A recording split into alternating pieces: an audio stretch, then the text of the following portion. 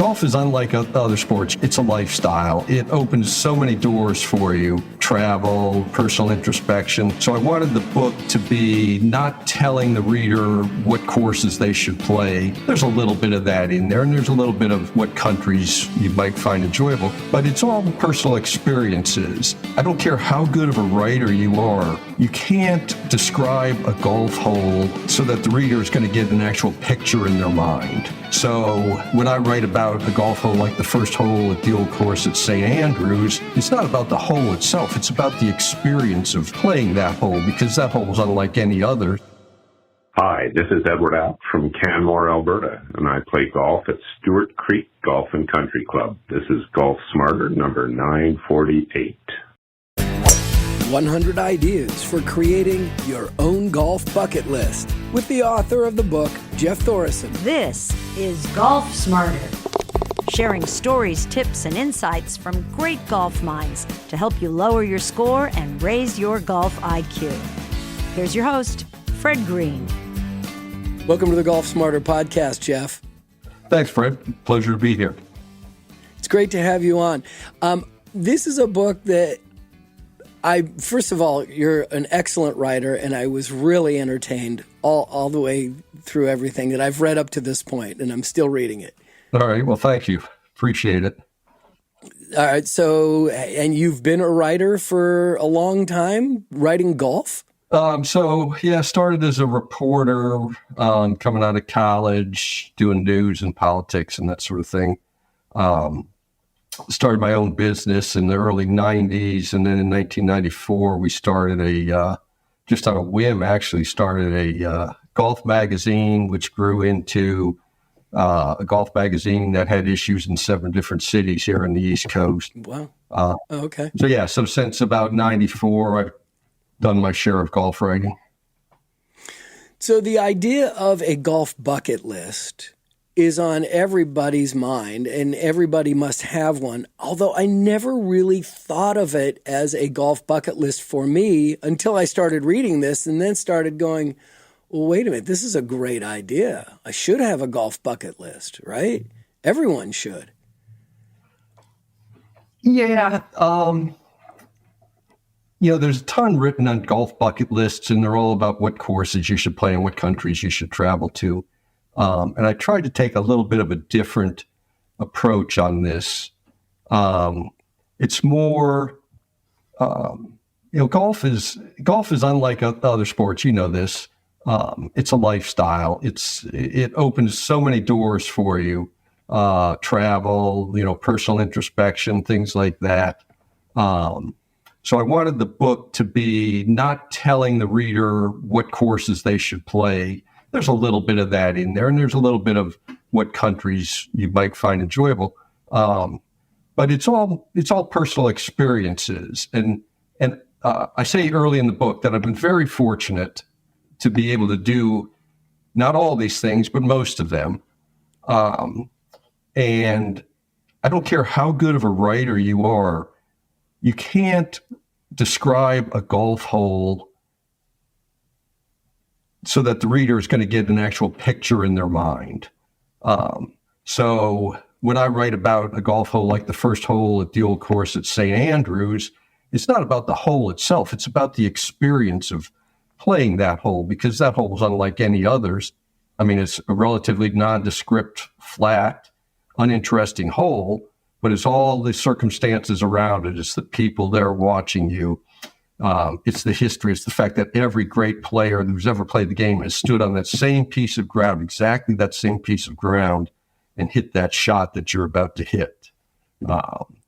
So that was the intent, is just to suggest some things that you might find interesting. Well, that's what I loved, especially about that particular, and each of your elements, let's call them, because they're not chapters necessarily, but they're just tidbits. They're short. They're really quick. So it's a great gift book because it's quick reading. Keep it next to the toilet type of thing, reading, right? And when you talked about number one at St. Andrews, I was able to you were able to express your feelings and the emotion of standing there and being watched. And I really thoroughly enjoyed that. Well, thanks. And yeah, that's exactly the intent is, because, there's been thousands of articles written about St. Andrews and the first hole at St. Andrews. But it's really, until you're actually there and standing on the tee box and all the people are milling about watching you and all the history kind of collapses in on you because you're right there in front of the old course clubhouse and there's members, it's very exclusive in there and they're looking out the window watching to see what's going on their first tee. So yeah, I'm trying to give you that experience in the hopes that you'll say, oh yeah, I got to do this. Well, I want to pick a bunch of those apart with you, and mainly because, talk about bucket lists, I've partnered with a golf travel company here on the podcast, and we're going to be taking golf adventures twice a year for the next couple of years, hopefully, everybody, health permitting. But I'm going to be doing it hopefully next in 2025, in the fall of 2025 or late summer. We're going to try to go to St. Andrews. We're going to try to play there. And there's other places in your book that I want to talk about because I want your advice about going to these places. And we'll get to that in a minute. But when you talk about early on, and you had number 17 hole Tournament Players Club at Sawgrass. But what I loved is what you wrote about how you stated, other sports teach equality and teamwork, and that great things can be accomplished if everyone does their best, works together, and lifts each other up for the common good. Golf will have none of that. Golf teaches that the world is cruel, a cruel, harsh place, that the cosmos couldn't care the hell less that you broke 80 last week. With every new round, you must prove yourself again. Well stated, my friend. Well, thanks, and that's nowhere more appropriate than at the 17th hole at Tournament Players Club at Sawgrass, because again, it's a shot that you've seen everybody hit, but until you stand there and you look at that green, and the green is actually, I believe, it's the biggest green on the course. But until you stand there and you look over all that water and you think about all the bad things that can happen, it's, TV just doesn't do it justice. Again, right. Experience. Right. And I had that kind of experience. I did a Golf Smarter adventure with some listeners back in 2009. We went to Scottsdale and we played TPC Scottsdale the week after the Waste Management Open. And the grandstands were still up. They were empty, but they were still there. And when we walked on to number 16, like my knees were shaking. No, I'm just hitting to the green, but with all those stands around there, I could just feel it. And you talk about that's one of the places you need to put on your bucket list is to go to that event. Well, yeah, that one, I believe that's in the same chapter. And yeah. I think it's in the chapter of tournaments you need to attend. Chapter 3, right. Yeah, I mean, and that's one I haven't done, all, cards on the table. That's one I haven't done, but, you watch it on TV and you think, just how cool is this? Because it goes against everything that professional tournament golf kind of stands for. The crowd is rowdy and they're not really paying attention to being quiet when the player is hitting, and such a refreshing change. I think there should be more of that. I think there's room for more of that in professional golf. Well, there's another golf entity trying to do that, and I don't know if it's connecting very well with the fans. I tend to agree. Let's take a time out. We'll come back, and we're going to find out how in the heck you got to do all these things. We'll be back with Jeff Thoreson on his book, The Golf Bucket List, right after this.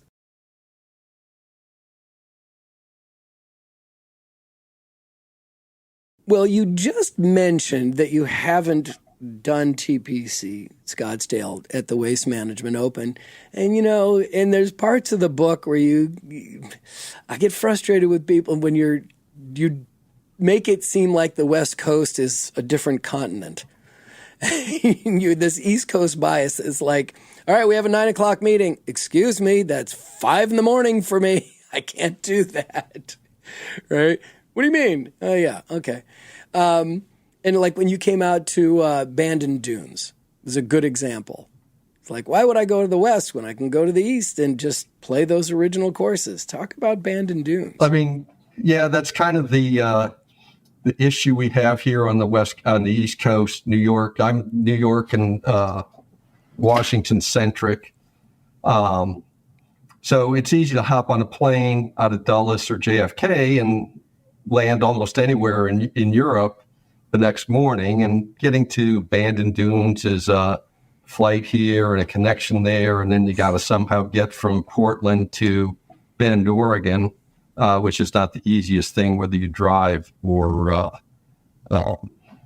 fly. Right. But that said, it's worth it. It's spectacular. West Coast links golf is very different from links golf in the UK, but it's not any worse. It's modern links golf, but the courses are spectacular. The shots are crazy. I forget which hole it was, but there's a couple of tee shots that are just spectacular on that property. So definitely worth it. And you also had an affinity towards Pebble Beach and the Monterey Peninsula.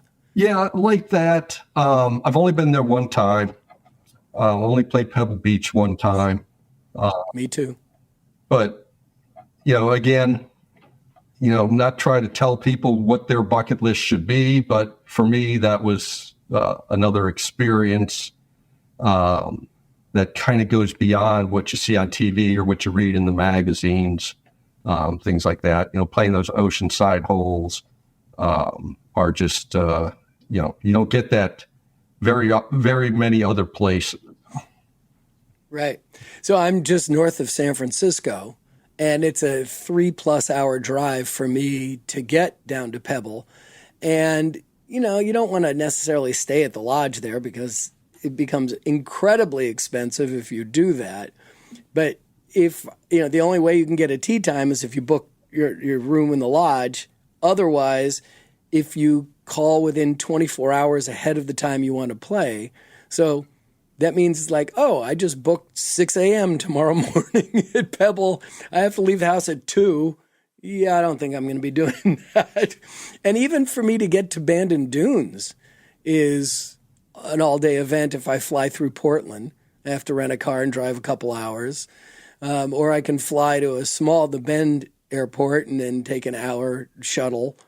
So just because I'm on the West Coast doesn't make it that much easier to get to places like that. Yeah, it's so in those states that are like 10 times the size of our states here on the East Coast, it's right. I can imagine travel is difficult. I can be to Oakmont or any of the New York City courses, Philadelphia courses. Those are all leave at 8 o'clock and tee off at noon type of things. Right. Yeah. So what I'm really curious to understand is how did you start the list? I mean, at what point did you go, oh, wait, this is part of my bucket list? Or did you intentionally I've got a bucket list I'm going to do? Well, so kind of an interesting story is that the publisher Velo Press had the idea of a bucket list golf book and came to me to see if I would want to write it. And I said, yeah, that'd be all right, but here's the way I would do it. And I sent him back an outline of the 10 chapters and the 10 things within each chapter. So there's 100 little essays. And, they liked it. They hired me, gave me my teeny weeny advance, and I wrote the book for him. And so the idea of the bucket list for me was more just an accumulation of 30 years of traveling and playing golf, and based upon many of it based upon essays that I had written at some point over the years. So it just occurred to me that, these are things, places you might want to travel to, courses you might want to play, things you might want to try, things you should do that a lot of golfers don't do. And so it was more, for me, it was more of a matter of just compiling the list as opposed to sitting down and saying, well, what should my bucket list be? Right. I've done most of the bucket list things. Yeah.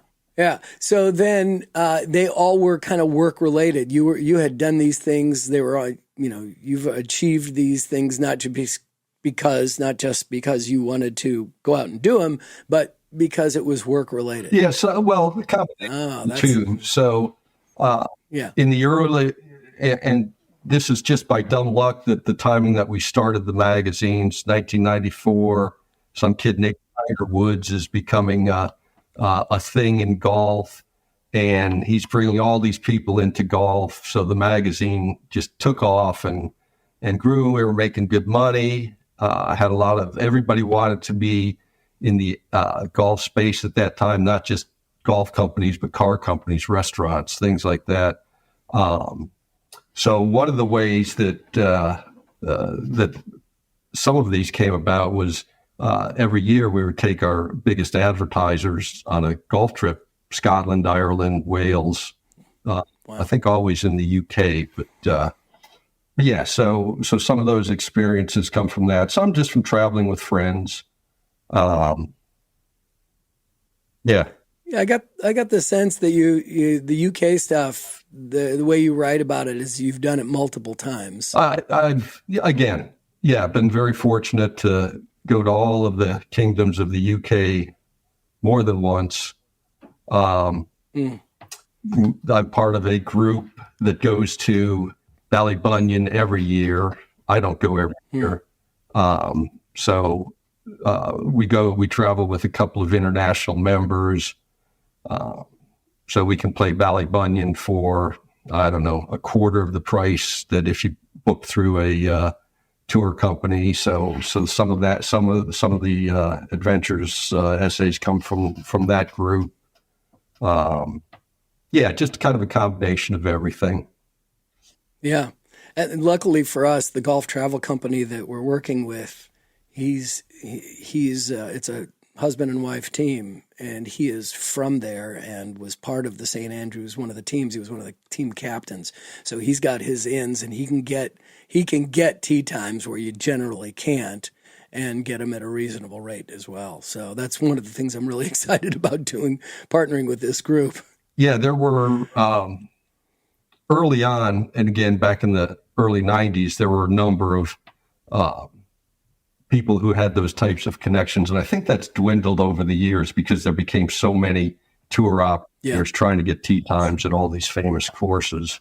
The one thing that, we used tour operators a couple of times, but after you've been there a couple of times, you realize it's really pretty easy to do yourself, especially the internet. And you can save, not trying to offend tour companies, especially if they're one of your sponsors, but these are things that with a little work and a little time behind the keyboard, you can pretty much do yourself these days. But you got to do it. And that's the thing that makes it hard. Like I told you, I did this trip to Scottsdale, and the logistics of doing it myself was just overwhelming. So that's why I'm really excited to partner with somebody who knows what they're doing. We also did, before that trip, we had one to Prague, and we played golf for a long weekend in Prague with some listeners who came from various parts of Europe and the United States. And that was unique. That was interesting. Yeah, I know there's a couple of good courses outside of Prague. I've been to Prague, but not to play golf. Right. And actually, I've seen some marketing recently from the Czech Republic involving golf. So that might be something there. I couldn't even tell you the name of the courses we played. It was like 2008 or something. It was a long time ago. Wow, no, yeah. Yeah, that was a while ago. One of the other tee shots that you have in chapter 1 is something that I have done, but you didn't mention that part that I was hoping you'd talk about. It was, again, they're so brief, but they read quickly and they're fun and funny. Teeth of the Dog, Casa de Campo in the Dominican Republic. What is it, number 17 or 18 that you're hitting over a runway? So, yes, or you were there a while back as well. Yeah. It was my brother-in-law's wedding. It was a destination wedding. And he was East Coast based. Yes. And you get these spectacular oceanside holes, a few on the front, a few on the back that end at 17, then 18 turns back towards the clubhouse. And you used to hit over an active runway. And it wasn't, as you know, then, it wasn't an active runway for small planes. They had a 747 from Miami or Fort Lauderdale or wherever. Not a 747, 730. 27 or 37. Landing there a couple of times a day. But it's they've since built an airport. Well, now it's the Punta Cana Airport that you fly into and you have to drive to Casa de Campo. Yeah, so last time I was there, it's been about 5 years. There's no evidence that the runway ever existed. And oh, wow. Okay. The cool thing about that, though, was the little thatched roof terminal where everybody would go in, they'd go through customs, and they give you a little tropical fruity drink and welcome you to the Dominican Republic. I just remember having to look left. You're looking down the fairway, but then you got to look left, and you got to look right, and you got to look up. It's like, look out below. All right, we're going to take another break, and we'll be right back.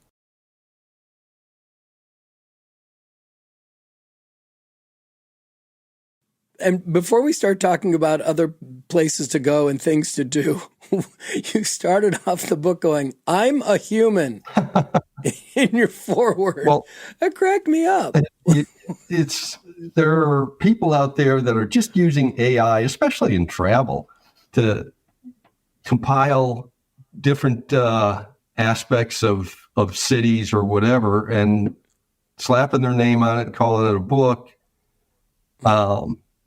And you buy the book, or you read the book, and AI cannot write very well. Well, you should edit it. I mean, take it as a first draft, right? But if you're going to do it, but there are people out there who are just scamming. I mean, yeah, exactly. Just throwing it together and putting a pretty picture on the cover and hoping you buy their book. Right. So I'm going to go back to the golf travel company. Like I said, next year we're going to hopefully go to St. Andrews. Later this year, we're going to do a couples trip. We're going to go to Portugal. And it's going to be 3 rounds of golf over 9 days. And my wife will be coming on this one as well. So the days that we're playing golf, the non-golfers will continue to,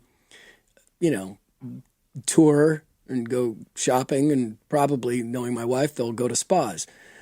Okay, I'm going to play golf. You go to a spa. I'd like to go to the spa too, but I know you don't want to play golf. And so, have you ever played in Portugal? I have not. I haven't even been to Portugal. I've played in Spain. No, you should come on the trip with us. Yeah, maybe. It's this September. Port. Yeah, it's going to be fun. And it's going to be a small group too. It's only going to be 6 couples. So it should be a lot of fun. Okay, but U.S. destinations that I want to talk about. What I'm really hoping is that next spring we get to do the Robert Trent Jones Trail. Okay, let's talk about that one for a few minutes, because you got into a little more detail and I loved it, and I would love to hear more. I mean, it's hard to do the whole Robert Trent Jones Golf Trail in one trip. So many spots, and most of the places have 2 or 3 courses, or 2 courses and a 9-hole course or a short course. The interesting thing about that is not only the quality of the courses, but I think the vision with what, as not only to how it was built, but to golf in the future. And it was built before really this Tiger Woods kind of athletic golfer era where, Rory McIlroy is hitting the ball 300 yards in the air, or probably even longer than that now. But some of the courses extend over 8,000 yards. Wow. So I would advise not playing them from the back tee. I have not. I mean, I promise I will not.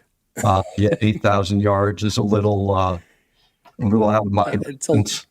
It's still a long walk. But it's also a cool way to see Alabama. Right. Again, kind of a, not an East Coast state, not a West Coast state, a little different than both of those places. And the Robert Trent Jones Golf Trail will get you to a lot of the cities and towns in Alabama. Yeah, it's a different type of Alabama. I actually last month went on a civil rights tour of Alabama, doing Birmingham, Selma, and Montgomery, and it was absolutely fascinating. Got another guest coming up in the next couple of weeks who wrote a book about doing his own bucket list, playing the top 100 courses in the country. But this is a man who grew up having next to nothing, growing up without electricity and without water and stuff. And he has a fascinating story. So I'm excited to be able to talk to Jimmy James about that one because of the experience that I had in Selma and Montgomery. Very, very powerful. Highly recommend that trip to people. Yeah, and if you can incorporate golf to it, it's going to be a completely different viewpoint of what's going on in Alabama. Yeah, I would imagine that your two trips are going to be quite different. And yeah. So how many courses are on the Robert Trent Jones Trail? Are you aware? Currently, I can't remember exactly. I think there's 8 or 9 sites, but again, most of the sites have 2 or 3 courses. I think. Wow. You have 27, 30 courses somewhere in there. So so you can't do the whole thing. You pick and choose. But I don't think there's any right or wrong decisions when you're picking and choosing from those courses. Yeah. And I have not played them all, or even. But you have played some of them? Yeah, but I haven't even played close to all of them. Yeah. Oh, well, maybe we'll do it for multiple times. But there's so many different places in the United States that I want to try to attend, to go to. Let's see. So how about Pinehurst? Now, that's another place I'd love to make a trip coming up in the future. There's multiple courses at Pinehurst. What can you share with us about going there? So for me, Pinehurst is a 5-hour drive. We go down there every year with a group from our club. We have about 36 guys that go down.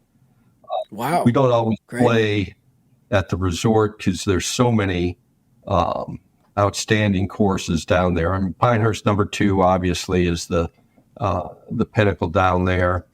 I keep calling it the recent Crenshaw Court redesign, but it's got to be close to 10 years old, if not more.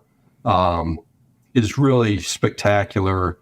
I've played both the pre-redesign and the post-redesign, and while the holes all follow the same layout, the greens are in the same places, the tees are in the same places, the periphery, the all sand and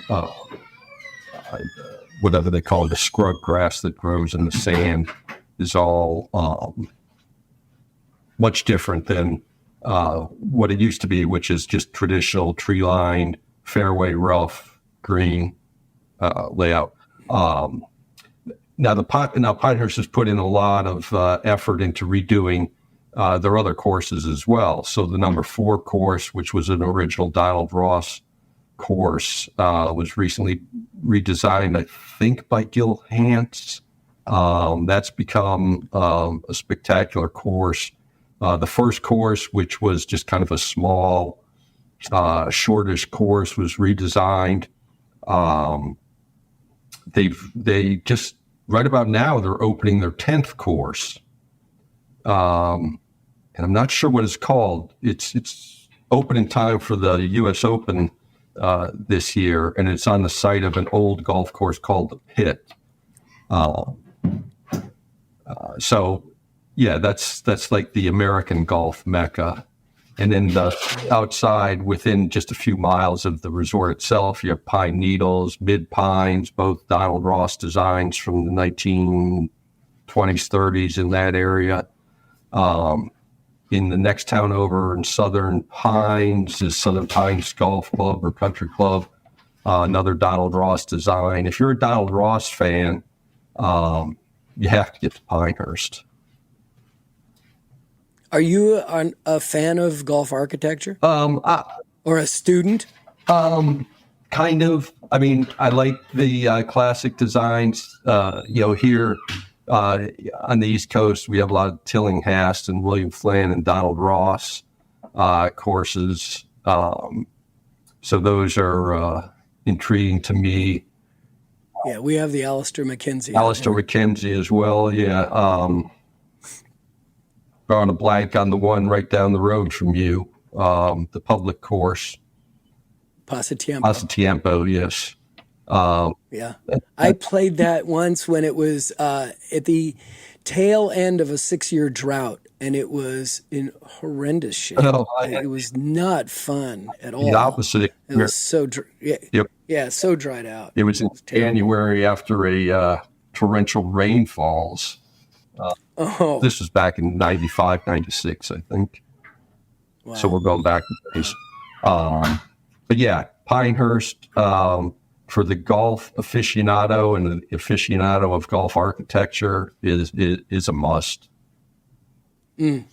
Awesome. All right, let's take one more break, and we'll be back right after this.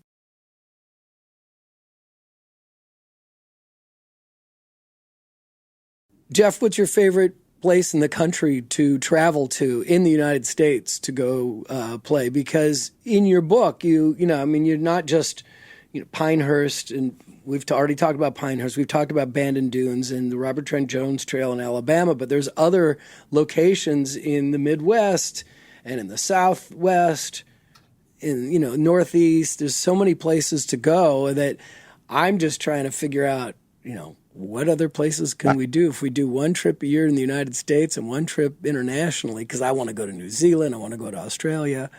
What kind of trips can we do? What do you think? Yeah, that would be hard to, it's hard to narrow it down to just one, because there are so many great trips to be done. Big Cedar Lodge in the Ozark Mountains. Yeah, tell me about that. So I've got a group of friends who are there right now, actually. But that's the Tiger Woods design. I believe it's his only publicly accessible course of the few that he's designed. Paynes Valley is the name of the course. It's just it's big and it's wide and it's hard and it's spectacular sitting up there. Big, wide, and hard. Those are 3 words you don't necessarily hear describing a golf course. But yeah, you don't think of the Ozark Mountains and it is as a golf destination, but there are a number of good courses at the resort there, and that's the Bass Pro Shop. Johnny Morris built that in one of those kind of spare no expense types of resorts. There's some really interesting golf in northern Michigan, along Lake Michigan and inland. Right. Which courses stand out in your mind in northern Michigan? Bay Harbor is probably the one that stands out the most just because of its uniqueness. The holes along Lake Michigan, the 27 holes there, and each are very different. One's along the lake, one's built in an old quarry, and the other one is, I think, just through a wooded feature there. But then there's a couple of there's several courses at a resort called Boyne Mountain. Some Robert Trent Jones courses. There's a Donald Ross tribute course. Very interesting stuff up there. Florida, take your pick. You could, if you want to do one U.S. trip, a year, you could do it for the next 20 years in Florida and not go to the same place. Um, to pick the favorite though, I'm a big Pinehurst fan. Yeah. It's convenient. I've played almost everything down there. Wow. There's great courses and there are good courses, but there's really not many bad courses down there. That's good to know. It's good to know. Tell me about Destination Kohler. Okay, yeah. So again, along Lake Michigan, big and hard and wide. Pete Dye Pete Dye, I'll say it is best, but the better word is maybe diabolical. Like all seeing that course, and that's DYE, diabolical, right? All seeing that course on TV, so everybody knows how hard it is. The Straits course there, Black Wolf Run, several courses there. Wisconsin actually has 2 more golf destinations at Sand Hills and Erin Hills, just come on within the last 20 years, which I have not been to.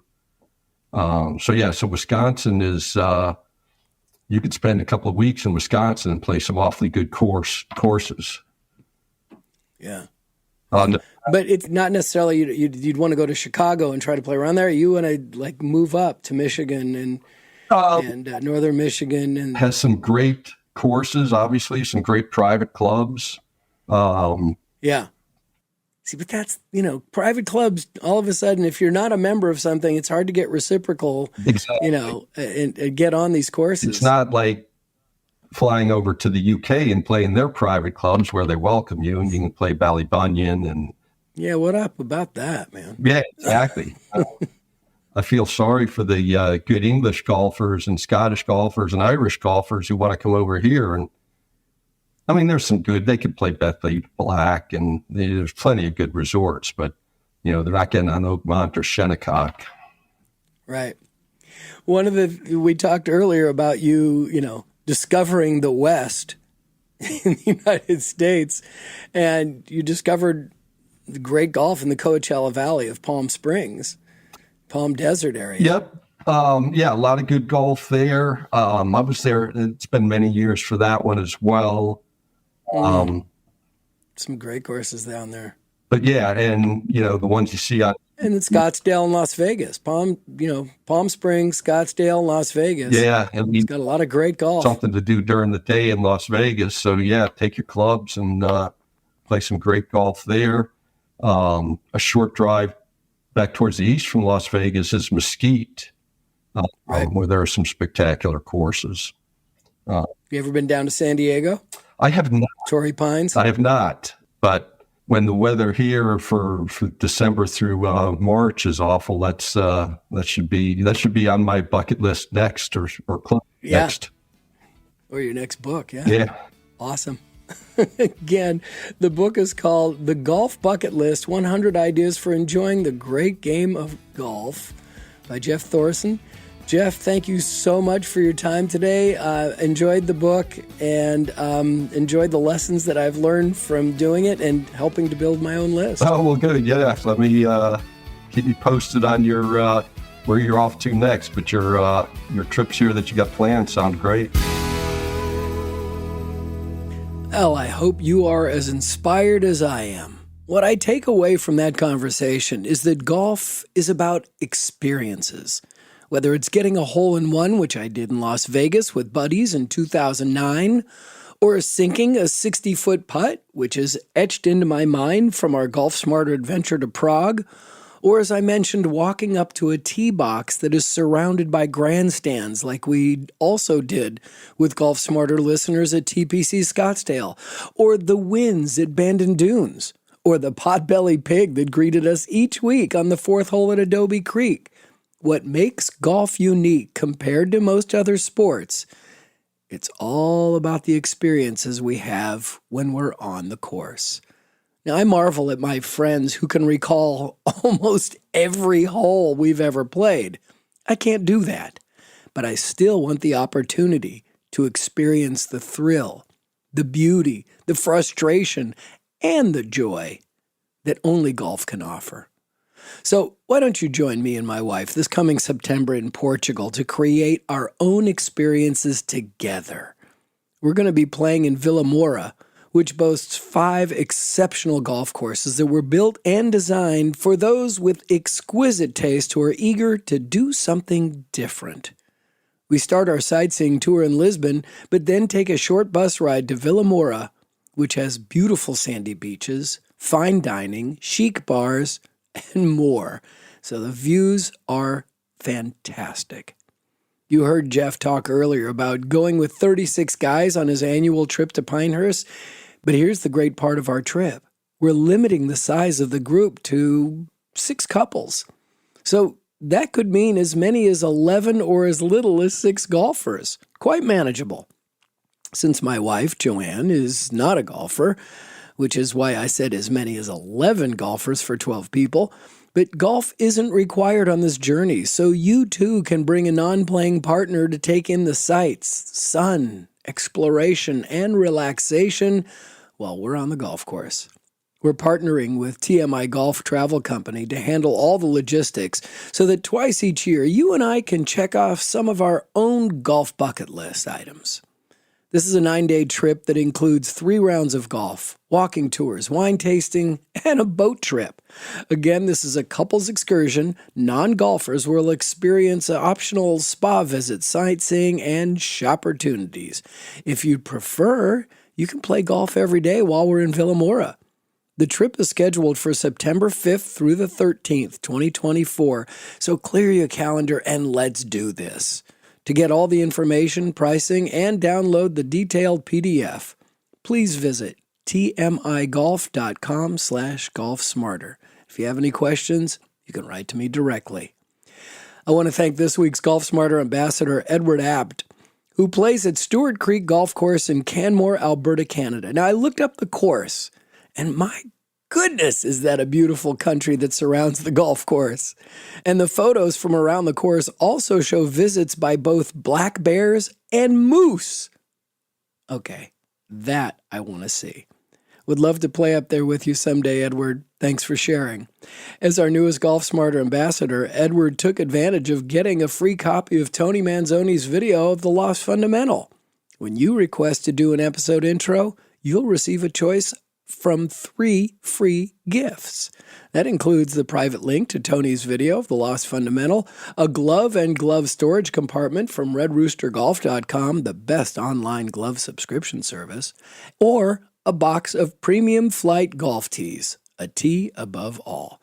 So write to golfsmarterpodcast@gmail.com, and I'll get back to you with some simple instructions on what to do, what to say, and how to take advantage of your free gift. If you have any questions, comments, or suggestions for upcoming episodes, or need more information and want to discuss our September Portugal adventure, please write to golfsmarterpodcast@gmail.com or click on the Hey Fred button when you visit golfsmarter.com.